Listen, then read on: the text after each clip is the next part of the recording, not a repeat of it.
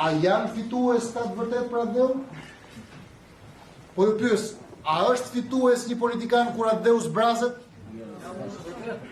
A është fituese një parti politike kur atë dheu zbrazet?